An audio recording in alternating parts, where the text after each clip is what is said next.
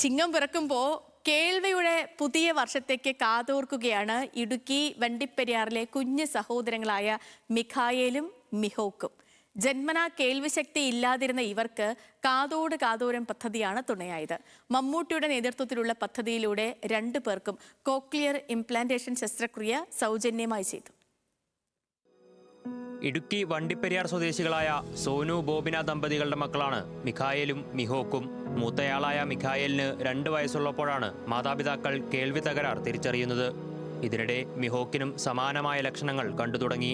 ഇരുമക്കളുടെയും ചികിത്സയ്ക്കായി ഏകദേശം 25 ലക്ഷത്തോളം രൂപ കണ്ടെത്തുക കുടുംബത്തിന് അസാധ്യമായിരുന്നു. ഇതിനിടെ പത്രത്തിലൂടെയാണ് കാതോട് കാതോരം പദ്ധതിയെക്കുറിച്ച് കുടുംബം അറിയുന്നത്. പിന്നാലെ കെയർ ആൻഡ് ഷെയർ ഭാരവാഹികൾക്ക് അപേക്ഷ നൽകി.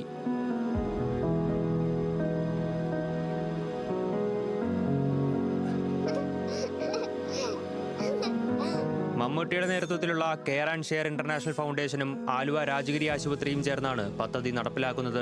രാജഗിരി ആശുപത്രിയിലെ ENT head and neck surgery വിഭാഗം മേധാവി ഡോക്ടർ രാജേഷ് രാജു ജോർജിന്റെ നേതൃത്വത്തിലാണ് കുട്ടികളുടെ ശസ്ത്രക്രിയകൾ വിജയകരമായി പൂർത്തിയാക്കിയത്. മമ്മൂക്ക ഗിഫ്റ്റ് തന്നേക്കുന്നത് എൻ്റെ പിള്ളേർക്ക് കിട്ടിയ കേൾവിയാണ്.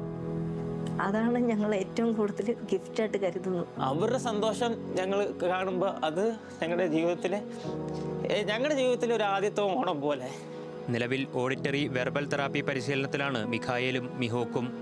ന്യൂസ് മലയാളം, കൊച്ചി.